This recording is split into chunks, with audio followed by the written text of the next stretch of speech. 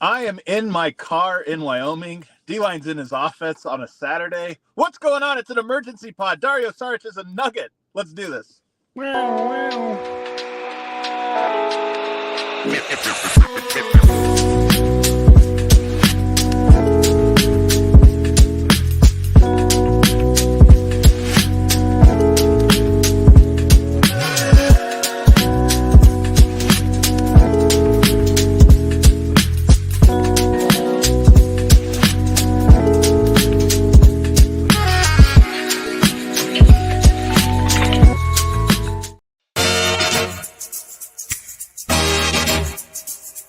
Oh my goodness, look at this. You know what? What is up, everybody? Welcome to this emergency podcast edition of the DNVR Nuggets Podcast. Literally from the Toyota Lounge, D-Line. I'm in my Toyota Highlander. Literally inside of it.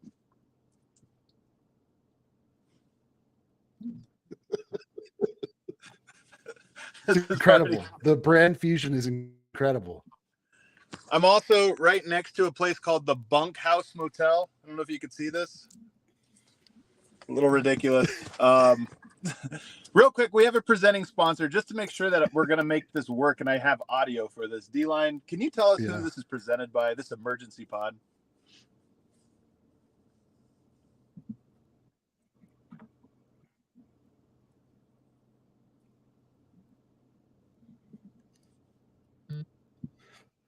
This emergency pod segment is brought to you by Indeed. Listeners of this show will get a $75 sponsored job credit to get your jobs more visibility at Indeed.com/AllCity. That's Indeed.com/AllCity. Terms and conditions apply. Need to hire? You need Indeed. Somehow I'm in Wyoming and in my car, and my internet is better than D-Line's, who's at the DNVR office and studio. I'm not sure how this is possible. I might just try to riff here. Kel, you can help me out in this. If it's me to look at D-Line. No one's getting anything, huh? This is as good as the Nuggets' offseason has been so stunted. I was thinking about this where 2 years ago, Calvin Booth's first free agency at the helm, he signed DeAndre Jordan in the first minute of free agency. And everybody freaked out because it was like, that's your first move. Free agency just began, and that's your first order of business. Here we are now 2 years later. Calvin has learned we're not doing we're waiting 8 days. We're going to wait till everyone's on vacation. And am I any better? Is this better? Kel, how are we doing? Kind of. D-Line, I still can't really hear you.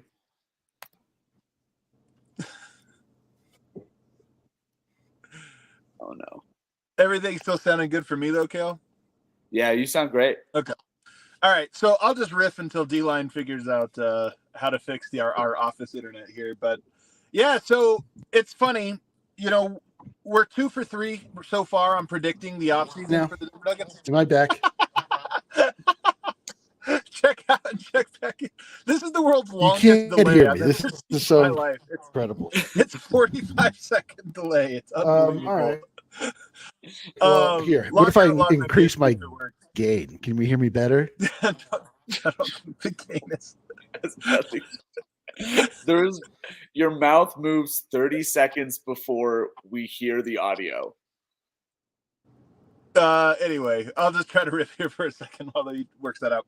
So yeah, you know, DNVR, we're 2 for 3 so far in calling it. You know, Deron Holmes, not like we called it, the entire world called that one. You got Dario Saric, who, who's now on board. Russell Westbrook would be the last piece. And the reason I bring that up is I know there's a lot of consternation, a lot of frustration and nervousness, I would say, anxiety from the fan base about how long this free agency is taking Denver. And to be honest with you, I don't have a great answer for why things are going the way that they are. All along the way, with the various sources, both within the Nuggets and around the league, just asking, hey, what's going on? Is this a concern? Everything kind of seems to be like, no, this is the plan. Some things, there's just some stuff, red tape behind the scenes to hold these things up. Dario Saric, though, is a Denver Nugget.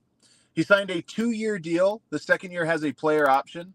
And this was part of the plan going into free agency for the Denver Nuggets. This was, and I'm sure some of this is because of who was available, but this was somebody that before day one, or at least on day one, I had heard Denver was interested in bringing him in, and his skill set allows for Denver to play a similar style. He can facilitate from the center position.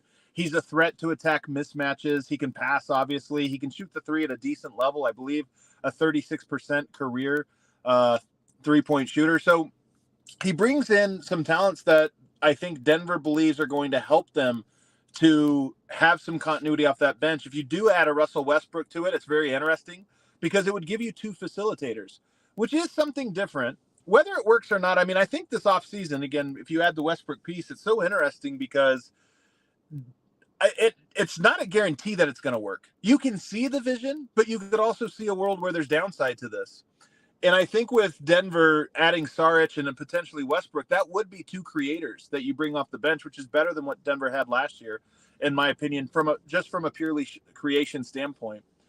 You look at the deal, 2 years with a player option in the second year. That was one of the pieces that you wanted to wait and see how it played out. It reminds me a little bit of when Reggie Jackson signed his deal, and you saw the number and you go, oh, wow, that's surprising. I thought it was going to be a minimum or what have you.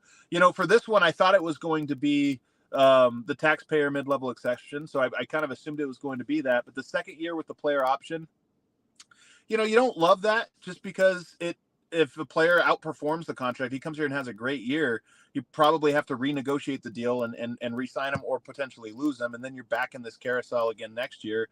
But, that maybe that's a thing that players of his ilk, a guy coming back from an ACL injury, is something that he's just looking to do. Do we have you, D-Line? Let's find out. Do we have me? I think you do. It's only like a 1-second delay, which I think I can work with here. So sick. So I was just going over, to start this emergency pod, I was just going over how the timing is the part that I think is the most frustrating for Nuggets fans. And I think there's a lot of like almost conspiracy theory going into it. But if you just stand back, we've been talking about Dario Saric as a key target. If we just step back, now he's a Nugget. He's on this 2-year deal, although the second one's a player option. How do you feel? What's your first thought when we see that he's on the Nuggets now? I feel great. I think this is a great addition to the Nuggets. And you're right. A lot of the consternation that we were sensing I think was in response to perceived inactivity, that it didn't seem like the front office was necessarily concerned, or they weren't acting with the requisite, urgency that the Nuggets Twitter wanted them to. But the fact of the matter is, like, we knew that this was their target the entire time. It's just been a matter of, he's in Europe. Calvin went to Europe to scout and to make sure that still was the case, that they still wanted to sign him. Obviously he's had a really good showing so far. And it's just, it's been difficult to sit back and watch people get so upset about something, especially for us. We just knew that this was coming, and it's just like, guys, just wait. I promise this is going to be a good move. It's going to fill a hole. It's going to be the type of player that they really needed. And all in all, this is this should hopefully, calm the frazzled nerves, I would hope, of Denver Nuggets Twitter, just knowing that the front office is in fact in motion. I think that it's already has, based on my mentions. I put a tweet out earlier just saying, what do people think of this? And it was pretty positive, I would say, overall. I think people were mostly pretty excited about the move. He's a high IQ player. Anytime there's a good player brought to Denver, I'm going to compare him to Boris Diaw.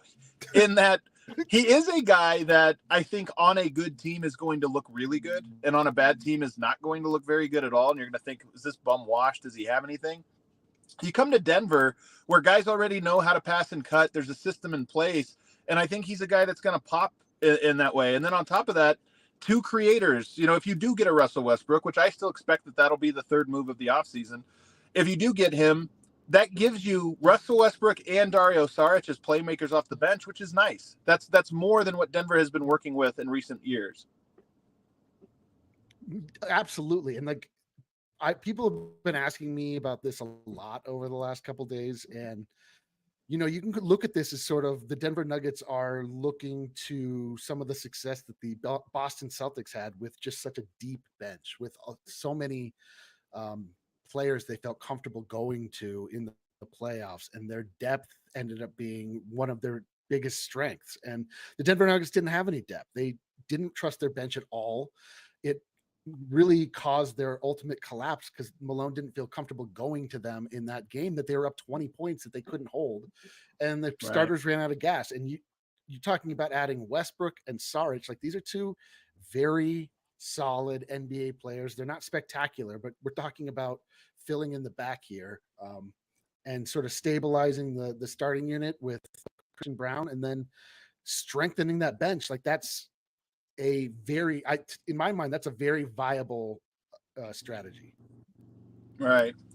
What do you think about the contract, 2 years with the second one being a player option? I always hate those because you can get into all right, it's Reggie Jackson scenario where he's not good, so he picks up the player option and you're stuck with him a second year. Or if he is good, he opts out of the player option and then he's gone the next year. So what do you make of that piece of this? I'll tell you my thing. I'm waiting for the day when I feel like, damn, Denver got a steal. I don't know if I've ever thought that about the Denver Nuggets. I kind of think it's my feeling that at this stage of free agency, where it's really only like max players and minimum players, and there's literally no one in between. I feel like there's a lot of competition for low end players or low salary players, and there's going to be a lot of needing to promise longer contract terms to be able to get people to agree when there is such a shallow pool because everybody's looking for these types of guys. Now that the second apron is always looming, you can't like just add guys willy-nilly like you used to. And so I'm not surprised. Like, I really think any contract you sign, like, I'm sure that Reggie Jackson had other suitors and the Denver Nuggets had to sweeten the deal by saying, we'll give you a second year, we'll sign you. And they had to make sure that to get that job done. Although the difference obviously is that Reggie Jackson was cut and we picked him up off the buyout market. And like Dario Saric is just like a free agent. He's still like very much a viable player. Nobody's cutting him. Right. So I think that's going to be a lot of the way it goes now. I feel like you're going to have to make assurances to players. If you start to look at the bench now, the front court, so Dario Saric is a forward, but he can play the center spot. He's big enough to be the center spot, and I imagine that's where he's going to play. And that does check a huge box for Denver. You now hope that you don't have to play Jokic. My hope is that every game Dario Saric is healthy, you never have that crap, Jokic. I know that was only 2 minutes of rest. Get back on the court because we're suffering. And you don't have to play the Aaron Gordon, get back in there and play center to spell us for these moments.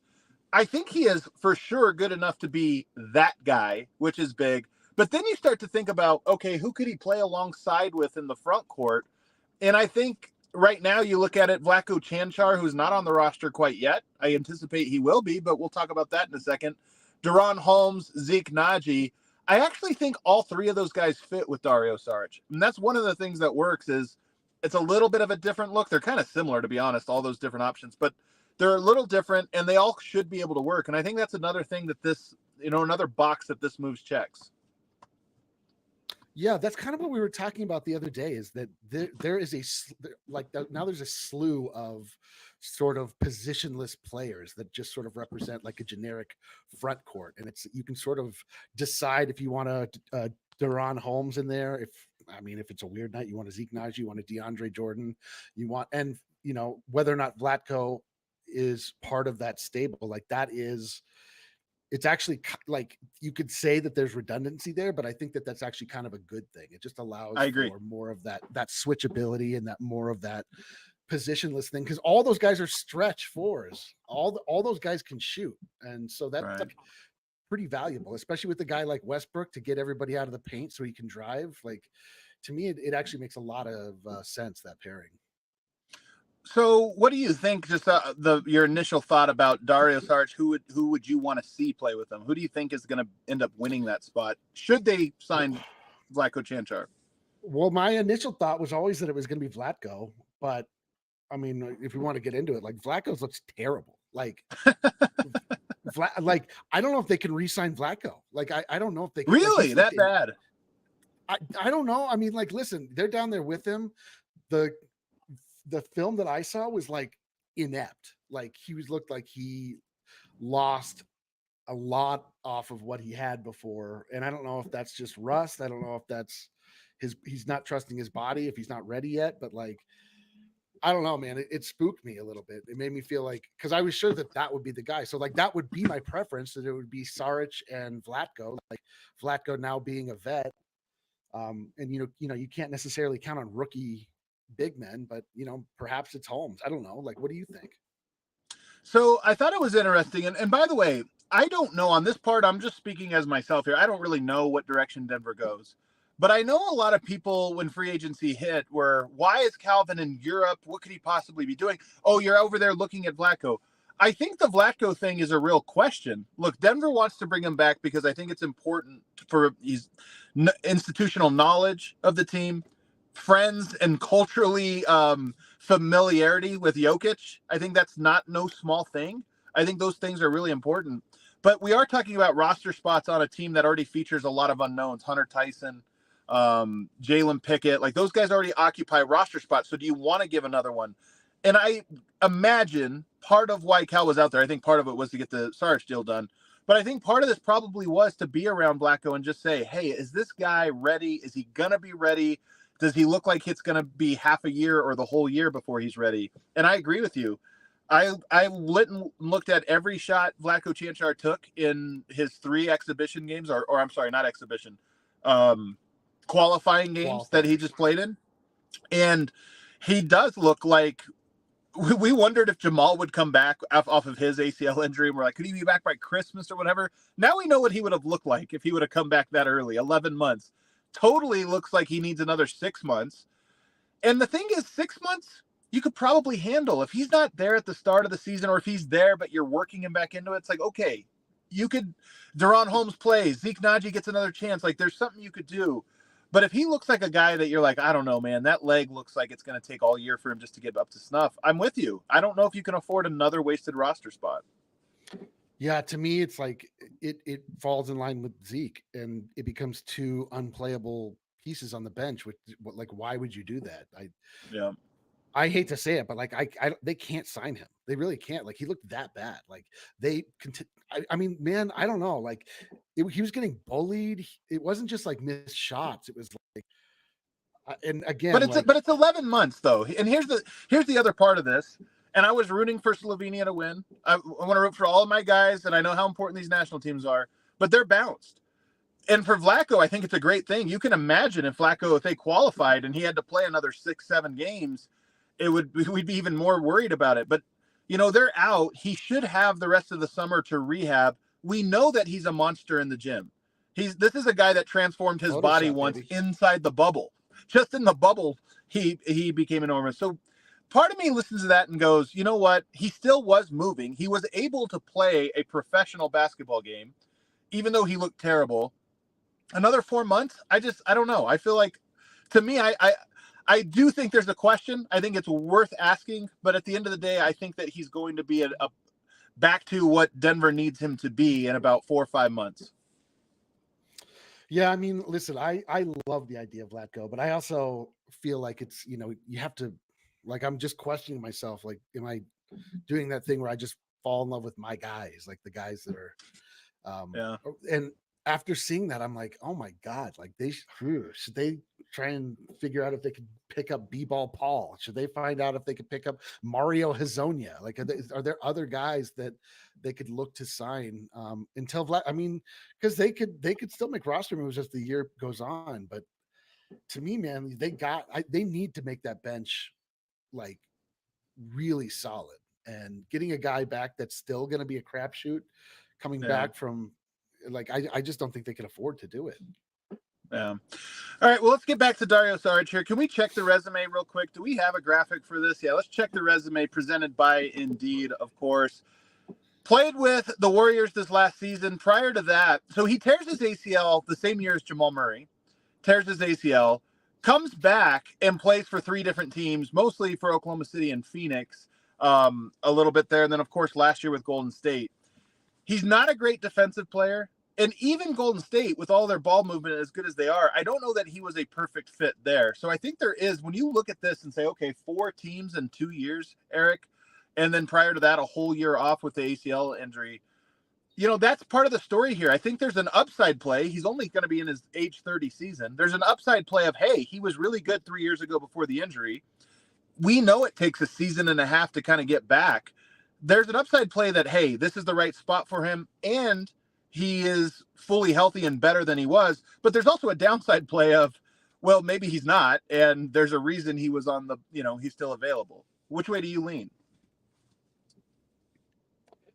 I tend to think just because we saw him in action in international play, he looked great. He recorded triple doubles. Like, he was passing, he was playmaking. Like, he looked good in the same setting that Vlatko looks terrible. So I tend to think he's just specifically for the Denver Nuggets, like the right kind of player. I don't know if he's the right kind of player with the Golden State Warriors. I don't know if he would look right with the Suns or the Sixers again, but it really is another type of center that, he's obviously not Jokic in any way, shape, or form, except for that, like, he can play at the top of the key. They can, like, have a little bit of this concept of a Jokic light, so that at least the paradigm of their offense can be somewhat consistent, whether or not Jokic is on or off the floor, like, with less, focus, but at least like the structure. So I think I'm really, really hopeful for this. To me, it makes like so much sense. And you could also go 5 out with a guy like Saric. It's like, to me, it's a really smart play. I'm super excited about it. So are you back? Like, where is your optimism? Now that KCP is gone, Dario Saric in, like, are you back to overall the emotional roller coaster of everything else? And you're like, you know what? This team, it's a new team, a new year. It's getting interesting.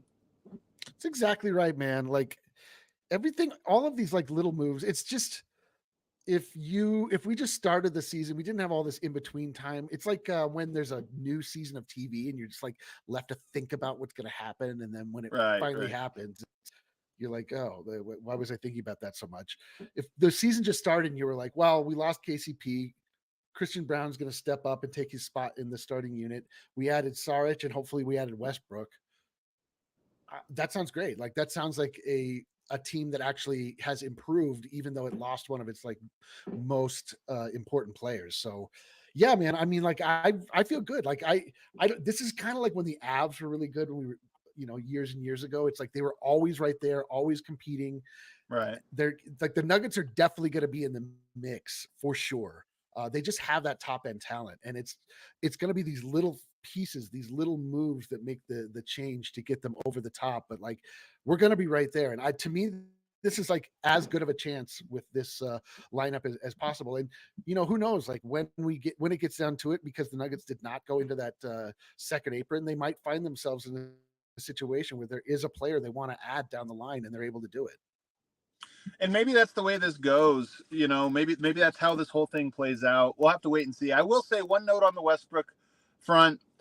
I saw some people talking today, the KCP trade got finalized. Does that make it less likely? I think Westbrook is more, almost certainly, and I could be wrong on this piece of it, but I don't think so, almost certainly a buyout. I believe that's how this will play out, is that the Clippers will end up buying him out and then he'll arrive in Denver. I don't know that to be the case, but that's my expectation and kind of my anticipation.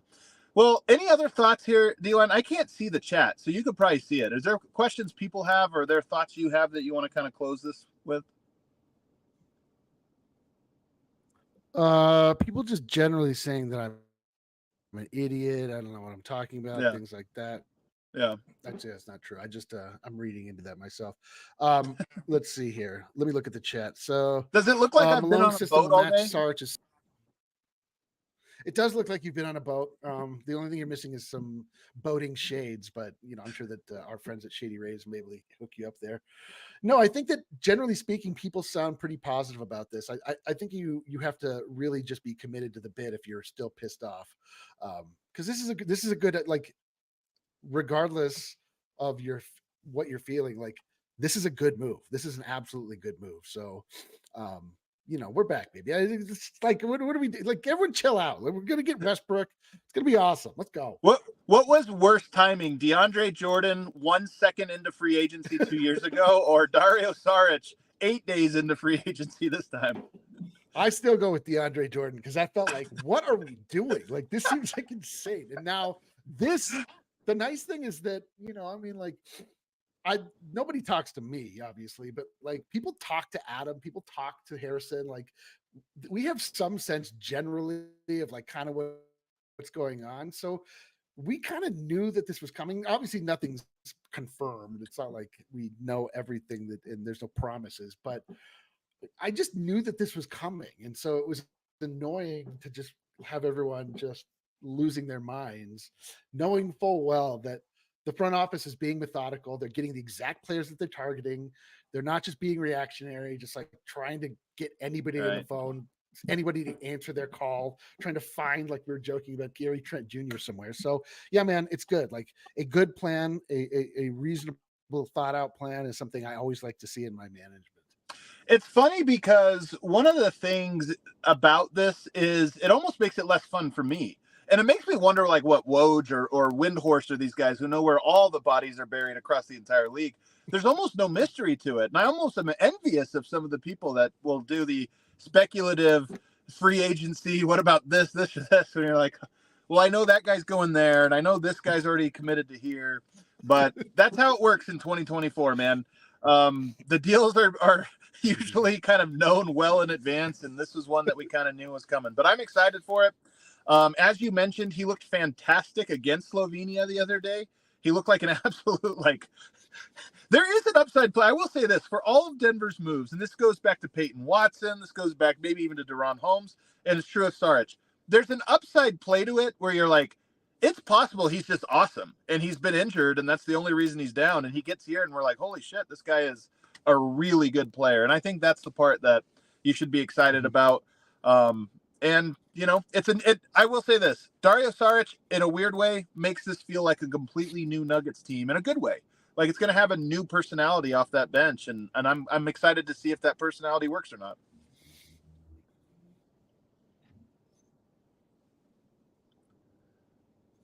Yeah. That's why we watch sports, baby. And you don't win it on paper, and you generally don't win it in the off season like this either. So, we're loaded back up, and we're getting more and more pieces on that bench unit, and it's gonna pay dividends. Eric, I'm going back to my boat. Everybody else, enjoy Dario Saric. That seems reasonable. I hope I don't have to do one of these tomorrow if Westbrook news drops or something like that. I will never forgive the Nuggets for this. I'll personally call and complain to Cal, tell him it doesn't fit my schedule. But that does it, everybody. Hope you appreciated the jankiest live emergency pod in DNVR Nuggets history. We all silly like the mayor.